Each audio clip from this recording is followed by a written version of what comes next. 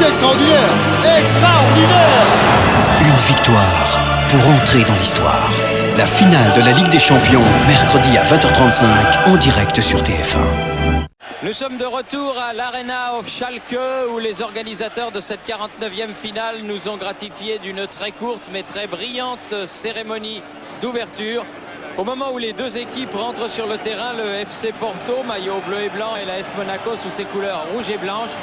Et si on nous avait dit au début de la saison que dans une compétition où il y avait le Real, où il y avait Liverpool, où il y avait Manchester United, où il y avait Milan, où il y avait l'Inter, etc., j'en passe et des meilleurs, si on nous avait dit que Monaco et Porto se retrouveraient en finale, on aurait eu du mal à le croire, Jean-Michel. Oui, pour Monaco, c'était un petit peu plus aléatoire. Bon, Porto faisait quand même partie et fait partie des grandes de ce football européen.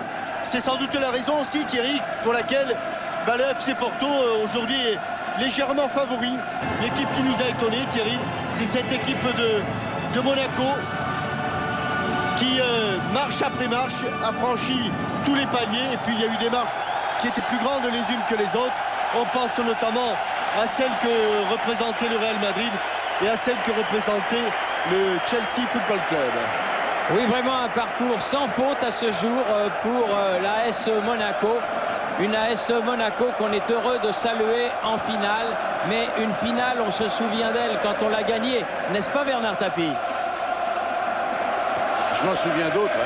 Je me souviens de celle de Saint-Etienne, puis je me souviens de Paris, celle qu'on a perdue. Et là, vous sentez comment cette affaire? Objectivement, comme disait tout à l'heure Jean-Michel, il n'y a pas assez de différence entre les deux équipes sur le plan purement sportif pour que ce ne soit pas des éléments plus aléatoires qui fassent la différence. Avec, pour diriger cette partie, l'arbitre danois, monsieur Kim Milton Nielsen, l'un des plus connus sur le continent européen. On peut faire confiance à monsieur Milton Nielsen. Il a arbitré sur tous les terrains d'Europe. Pierre Perronnet sera notre homme de terrain. Pierre, les conditions de jeu, s'il vous plaît. Jean-Michel, elles sont excellentes. Bonsoir Thierry, Jean-Michel. La pelouse de ce stade absolument magnifique est à la hauteur. Et puis je voudrais d'un mot vous raconter l'arrivée des Monégasques dans ce stade de Gelsenkirchen parce que c'était assez inhabituel. On a chanté, on a dansé dans le bus monégasque. Ça ne veut pas dire que les Monégasques se voient champions avant l'heure. Ça veut simplement dire qu'ils ont su garder cette part de décontraction importante avant de disputer la finale. Alors on est nombreux, il y a 14 000 supporters monégasques qui sont ici, mais il y en a qui sont restés en principauté. On salue d'entrée ceux qui sont sur la tribune du Grand Prix de Formule 1 et qui vont suivre avec nous cette 49e finale de la Ligue des Champions. Petite inquiétude, Pierre? Non, pas petite inquiétude, grosse inquiétude, parce que Julie a fait signe qu'il était blessé aux adducteurs. Et il a fait un petit mouvement de main latéral qui laissait entendre que c'était fini pour lui, quoi. C'était fini pour lui. Ah, c'est fini, oui. Aïe, aïe, aïe, aïe, aïe. J'ai vu porter sa main juste au niveau de ses adducteurs. Aïe, aïe. Non, il ne peut pas démarrer. C'est terminé. Oui, et c'est Dado Percho qui est en train de se préparer pour. C'est terminé. Ouais. Aïe, aïe, aïe, ça c'est... C'est un coup dur, indiscutable. Puis même moralement, c'est toujours emmerdant quand une équipe sent qu'une de ses pièces maîtresses... Non, il peut pas, ne lui donnez pas le ballon. Il peut pas. Là, je vous dis pas ce que l'on ressent quand on a mal aux adducteurs, Bernard, mais on a l'impression qu'on vous met un couteau là où il faut pas mettre même un doigt. Vous voyez, et c'est terrible, ça fait un mal épouvantable. Le pauvre. Ça fait de la peine. C'est un mec tellement bien, ce Julie. Il y a un joueur portugais qui a eu pardon Thierry, il y a un joueur portugais qui a eu un très joli geste, c'est Maniche qui allait le voir et qui lui a fait une petite table amicale vraiment. C'est plutôt un geste sympa. Et il y en a eu un autre geste sympa, c'est celui de Mourinho, l'entraîneur de Porto, qui a demandé à ses joueurs de mettre le ballon en touche pour que le changement puisse avoir lieu. Et puis regardez, il marche comme une personne qui a 100 ans. Ah oui, il est... Hélas. Ah, ça, c'est un gros coup dur.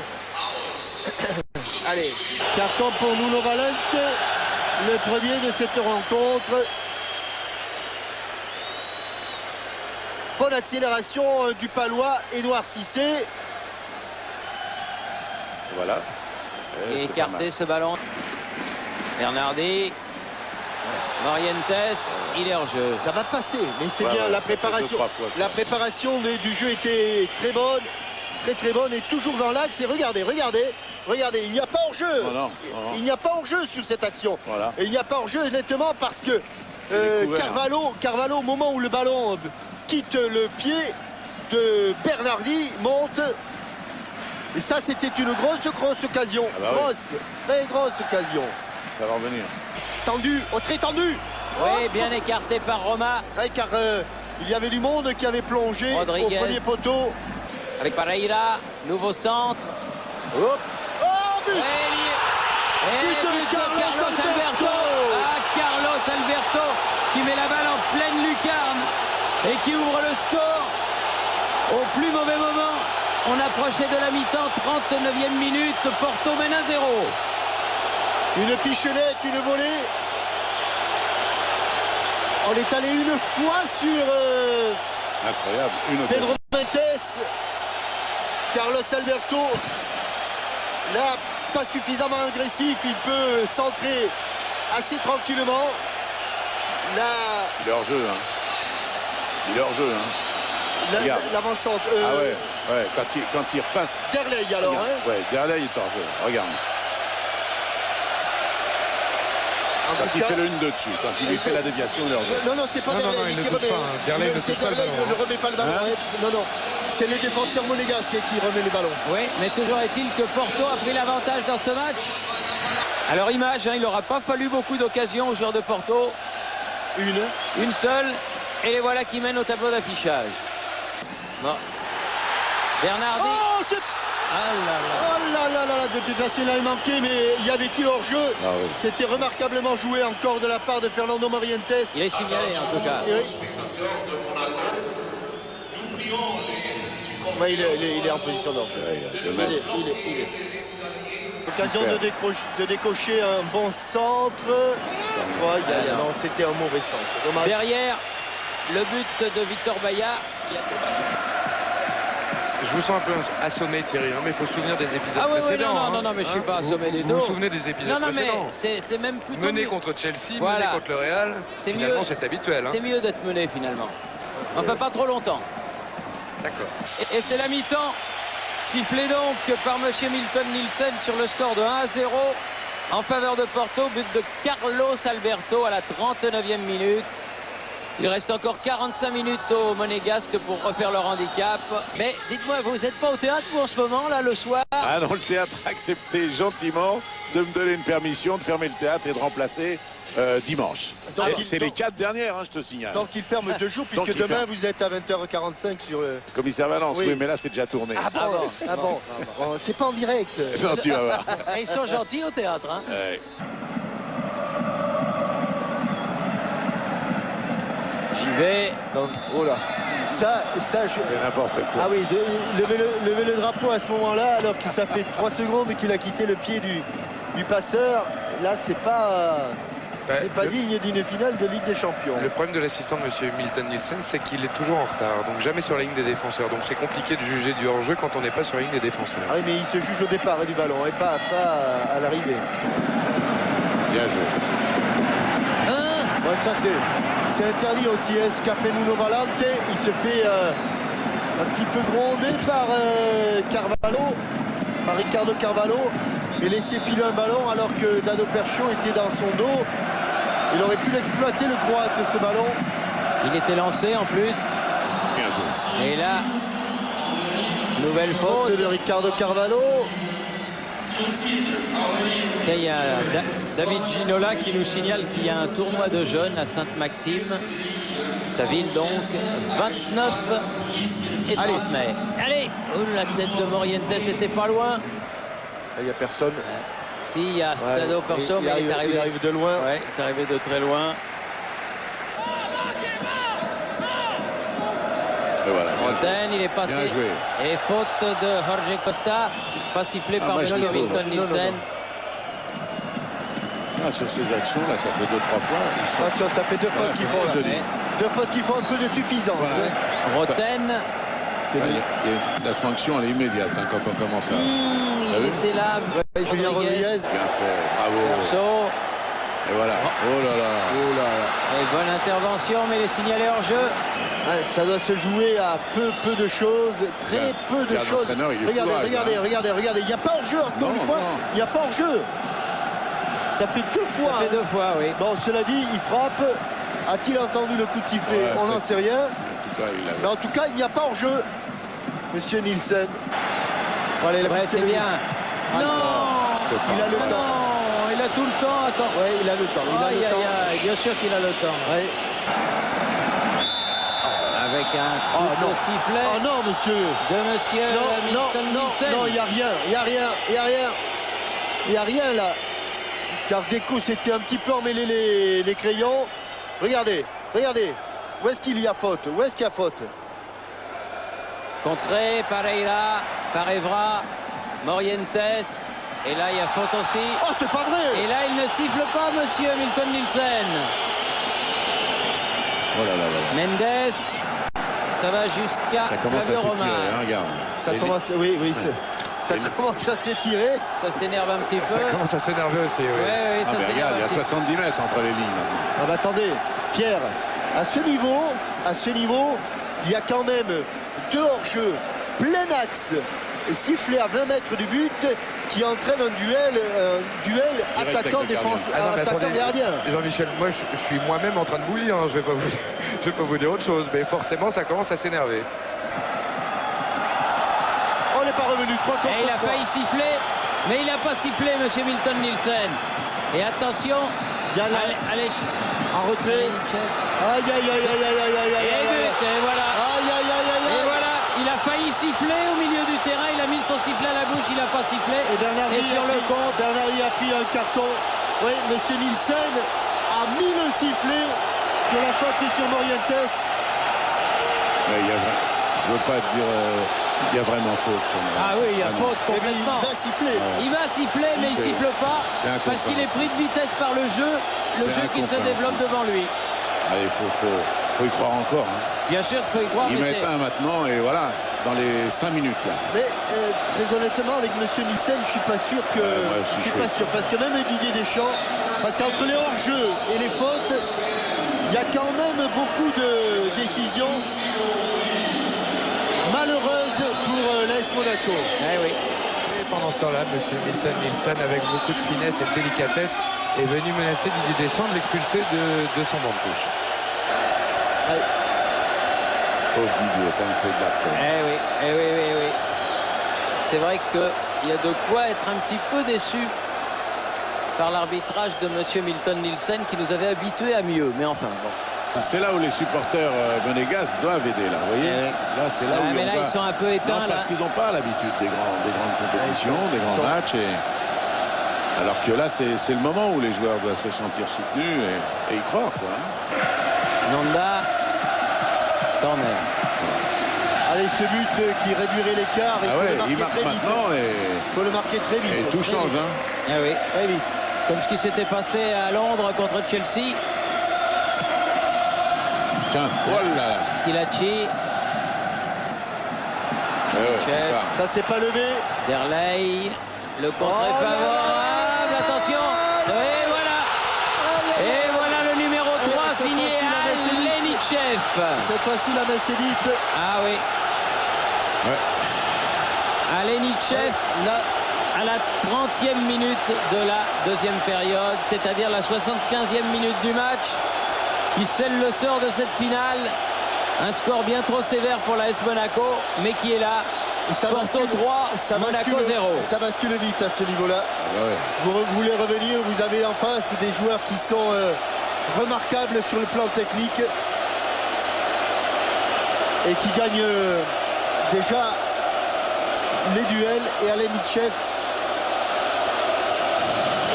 quand c'est au bon moment. Mais on les sent, tout de même, on les sent moins tranchants qu'il y a quelques semaines. On a fait, des garçons comme Ah oui, mais Roten, les finales, elles se jouent toujours en fin de saison. Hein. Oui, mais quand tu as une fin de saison comme celle qu'ils ont eue et celle qu'a eu Porto, tu la joues pas pareil. Hein. En tout cas, en 4 minutes, de la 71e minute à la 75e, les joueurs de Porto ont fait la décision. Ouais. malgré tout son talent, il ne faut pas du reste gommer tout ce qu'a fait Monaco cette saison, mais c'est dur pour les Monégasques, après la saison qu'ils ont faite, de la terminer sans rien. Parce que les occasions de Porto, vous pouvez les compter. Si on regarde les... Oui, en plus des 3 buts, il n'y en a pas eu des masses, ça c'est vrai, mais enfin il y a 3 buts quand même. Il y a 4 frappes au but, Bernard. 4 frappes au but, 3 buts.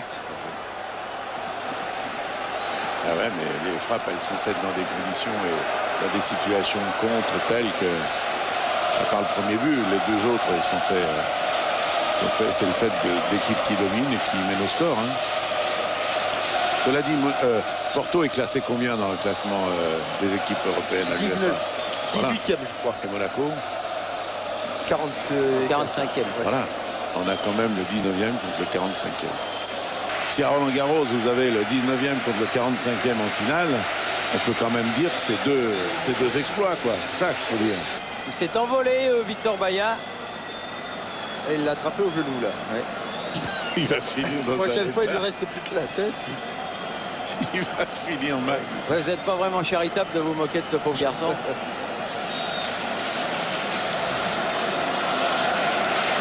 Allez, Regarde, but. Ah non, Oh non, Ah, c'est Evra. pas possible. Il a mis l'intérieur, mais il l'a mis au-dessus. Elle est difficile à prendre. Ouais. Elle est difficile. Difficile, la balle arrive vite.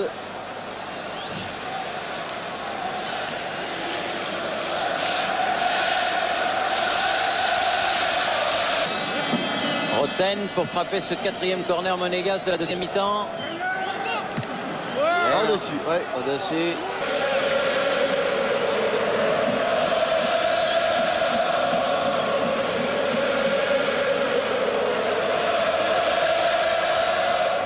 La Encore une tête, fois. encore une fois, de Schilacci, mais elle est au-dessus du cadre. Eh oui. T'en gagneras d'autres, Didier. Oui. Il est déçu Mais il doit être bien déçu quand même, Il va en gagner. parce qu'il y croyait. et le petit Comme Maxi. y croyait toute l'équipe de Monaco, toute la principauté et toute la France, mais à l'arrivée, malheureusement, c'est pas encore ce soir que l'Olympique de Marseille aura trouvé son successeur. Il a regardé sa montre, monsieur, et il a sifflé. C'est fini, c'est fini. Et voilà. La Ligue des Champions Ah sera... non, non, c'est pas fini, c'est pas fini. Ah non. Oui, c'est fini, c'est fini. Là, c'est fini. Bon, à une seconde près, la Ligue des Champions cette année sera donc portugaise. Et José Mourinho peut quitter le club, le devoir accompli. Il a réussi en 2 ans à leur faire gagner 2 Coupes d'Europe, l'UEFA l'année dernière et la Ligue des Champions cette année. On va attendre l'année prochaine. L'année prochaine. Un peu déçu, le prince Albert, la famille princière. Mais que voulez-vous? Dans toutes les finales, il y a un gagnant, un battu. C'est toujours triste pour le perdant. J'en sais quelque chose. J'ai été les deux. Oui, Eh ben, on se demande si la détresse de la défaite n'est pas encore plus forte que le bonheur de la victoire. Moi, Hein. je peux pas vous dire parce que j'en ai perdu qu'une. Vous êtes gentil de remuer le couteau dans la plaie, Bernard. on va retourner à Paris pour quelques messages. Ah, bonsoir Et puis, Bernard, merci. on se retrouve pour la remise de la coupe, bien sûr. Alors les joueurs, évidemment, un peu déçus, reçoivent leur médaille de finaliste. C'est ce qu'on dit toujours, hein. Une finale, quand on la gagne, c'est formidable. Mais il n'y a qu'une seule équipe qui la gagne. Pour l'autre, c'est plus difficile. Espérons qu'il y aura d'autres occasions. Espérons que ce groupe qui a été formidable tout au long de la saison ne va pas exploser dans les semaines qui suivent. Là, Ce serait vraiment dommage. Là est le problème, là est la question, mais pour le moment, cette question, elle est sans réponse. Didier Deschamps qui a dit au président... Jeannot Petit. Il y a eu quelque chose là entre le président et Didier Deschamps.